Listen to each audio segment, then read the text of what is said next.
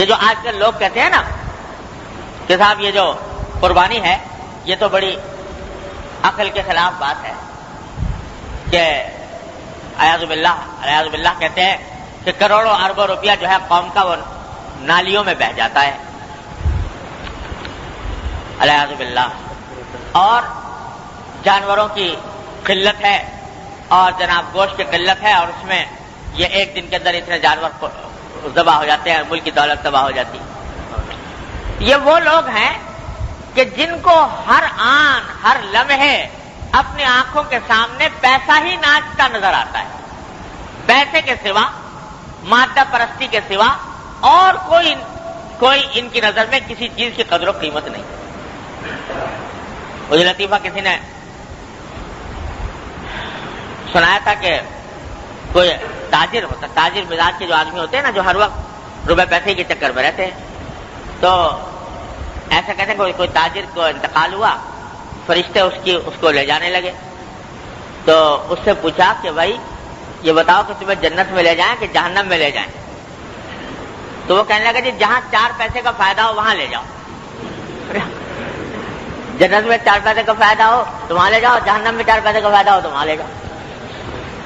یہ ذہنیت ہے کہ ہر کام دنیا، ہر کام میں پیسہ چاہیے، ہر کام کے اندر مادی منفعت چاہیے.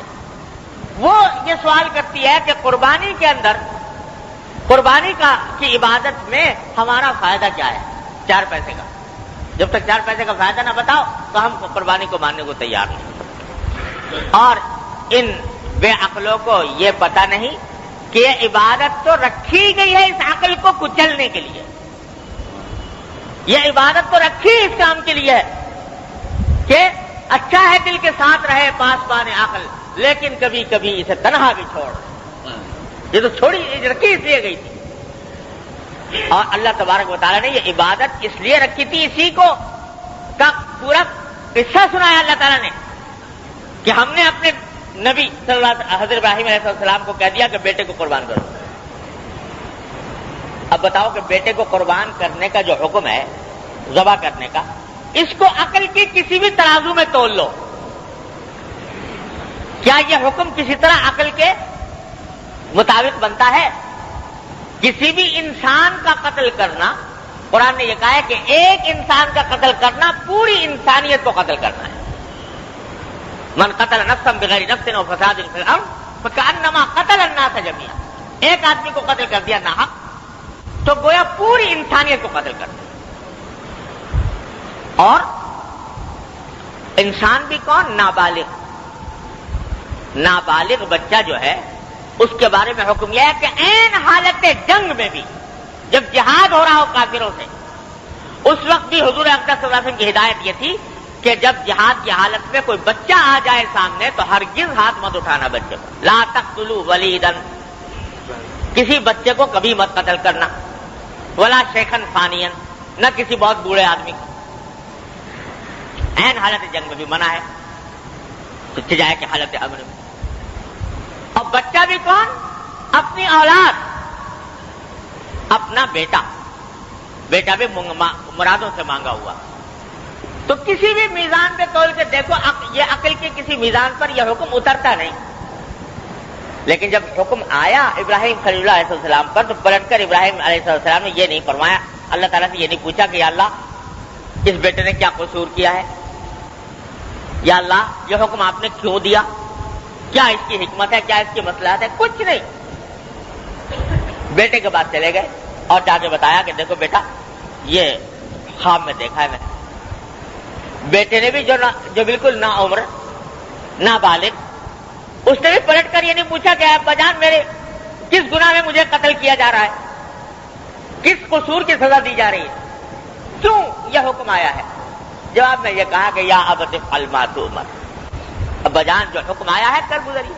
اس لیے کہ اللہ کے حکم کے بعد پھر کوئی مجال نہیں ہے کسی کی عقل کے گھوڑے دوڑانے کی، لہذا کر گزری. اور میری فکر نہ کیجیے، ستجدونی انشاءاللہ من الصابرین، مجھے انشاءاللہ آپ صبر کرنے والوں میں سے پائیں گے، میں اس کے اوپر بے صبری کا مظاہرہ نہیں کروں. یہ جواب دیا. ورنہ سیدھی پوچھنے کی بات یہ تھی کہ بھائی آخر کیا حکمت اور کیا مسئلہ ہے اس حکم میں. تو اللہ تبارک و تعالیٰ نے یہ واقعہ بیان فرمایا سورہ صافات میں. تو وہاں پر اللہ تعالیٰ نے فرمایا فلما اسلما، جب باپ بیٹے دونوں نے سر جھکا دیا ہمارے حکم کے آگے، وَتَلَّهُ لِلْجَبِينِ، اور باپ نے بیٹے کو پیشانی کے بل زمین پر گرا دیا. تو نَادَيْنَاهُ أَن يَا إِبْرَاهِيمُ، ہم نے آواز دی یا ابراہیم قد صدقت الرؤیا، آج تم نے اپنا خواب سچا کر دکھایا. اور روایتوں میں آتا ہے، بعض روایتوں میں آیا ہے کہ جب حضرت اسماعیل علیہ السلام کو لے جانے لگے حضرت ابراہیم علیہ السلام، تو انہوں نے یہ کہا کہ انہوں نے مشورہ دیا خود کہ ابا جان جب آپ میرے اوپر مجھے ذبح کریں تو آپ مجھے الٹا لٹائیے گا پیشانی کے بل، کیونکہ کہیں ایسا نہ ہو کہ اگر سیدھا میں لیٹا ہوا تو آپ میری صورت کو دیکھ کر باپ کی محبت جوش مار جائے اور چھری چلنے میں کوئی کسر رہ جائے.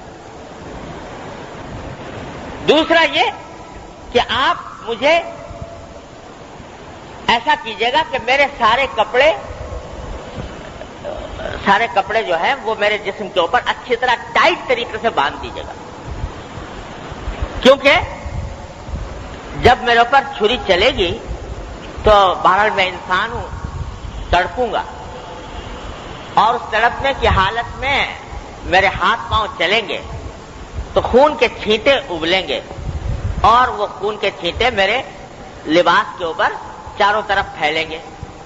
تو میری والدہ کے پاس جب یہ لباس پہنچے گا تو ان کو دیکھ کر بڑا غم ہوگا. لہذا آپ اس کو اس طرح کیجئے کہ کم سے کم کپڑوں کا حصہ جو ہے وہ خون سے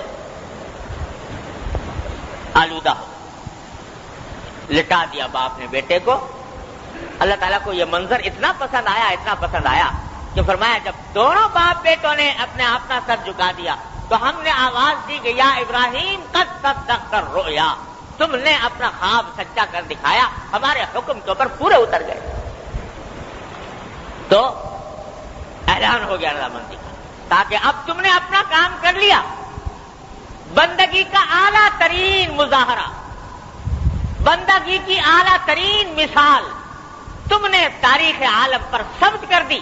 اپنا کام تم نے کر لیا، اب ہمارا کام دیکھو کہ آنکھیں کھولو کہ دیکھو کیا منظر ہے صاحب. آنکھیں کھولی تو دیکھا کہ مینڈا ذبح ہوا پڑا ہے اور اسماعیل علیہ السلام برابر میں بیٹھے مسکرا.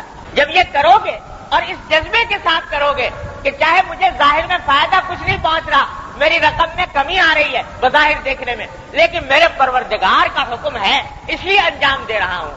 جب یہ کام کرو گے، اس جذبے سے کرو گے، تو کہتے ہیں کہ ایک ایک قطرہ جو اس جانور کے خون کا بہے گا، ایک ایک قطرے سے تمہارے گناہ معاف ہوں گے، تمہارے درجات بلند ہوں گے.